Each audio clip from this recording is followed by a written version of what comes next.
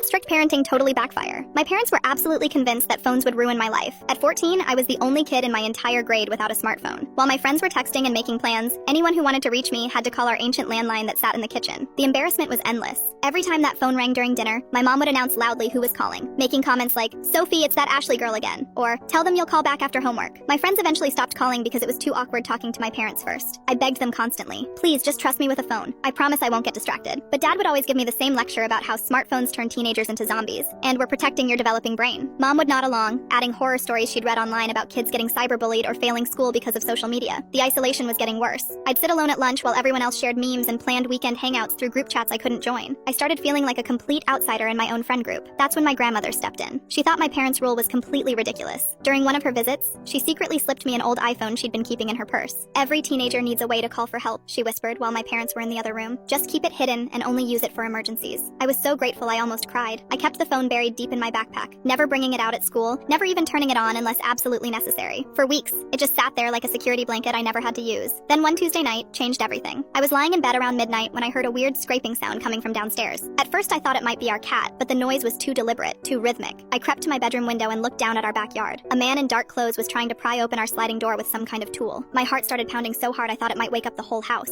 I ran to my parents' room and shook my dad's shoulder frantically. "Dad, wake up! Someone's trying to break in!" He groaned and barely opened his eyes. "Sophie, go back to bed. You probably just heard the neighbor's dog." "No, I saw him. He's got something in his hands." Mom rolled over, annoyed. "Honey, you watch too many scary movies. It's just your imagination." I ran back to the window. The man was still there, and now I could hear the glass starting to crack. Panic shot through me as I remembered the landline downstairs was broken. It had been making weird crackling noises for days, and my parents kept saying they'd call the phone company tomorrow. Their bedroom doors were locked from the inside, and they'd made it clear they thought I was overreacting. The only working phone in the entire house was the iPhone hidden in my backpack. I grabbed it with shaking hands and dialed 911. The operator answered immediately, and I whispered our address, explaining that someone was breaking into our house right now. She told me to stay on the line, and that police were already on their way. That's when I heard the sliding door finally give way downstairs. I ran back to my parents' room, pounding on their door. "Mom! Dad! He's inside the house! I called the police!" Suddenly, they were wide awake. Dad jumped up, fumbling for his phone, while Mom asked frantically how I'd called anyone. "Sophie's phone!" I heard Dad yell as he ran downstairs. "Where did you get a phone?" By the time he reached the living room, the burglar had heard all the commotion and was already climbing back out through the broken door. Dad stood there in his pajamas, looking at the shattered glass and the muddy footprints on our carpet. The police arrived 5 minutes later and took statements from all of us. The officer told my parents that if I hadn't called when I did, the situation could have been much worse. "Most home invasions happen when burglars think everyone's asleep," he explained. "Your daughter's quick thinking probably prevented a real tragedy." After the police left, my parents sat me down at the kitchen table. For the first time in months, they weren't lecturing me. Dad looked exhausted, and Mom kept staring at the broken door. "Where did you get the phone?" Mom asked quietly. I told them about Grandma, expecting them to be furious. Instead, Dad just rubbed his forehead and sighed deeply. That weekend, my parents took me to the phone store. They got me a smartphone with parental controls and time limits, but it was still a real phone.